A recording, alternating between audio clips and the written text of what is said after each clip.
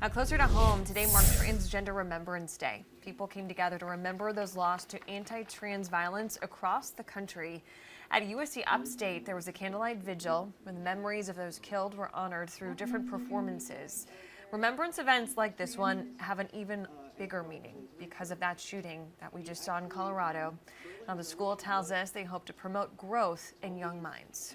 Our students are our future leaders. They're our next generation, and so they gain empowerment from our community members, from our nonprofits that were involved, but there's also that educational sense of growth and social mobility that plays into that education.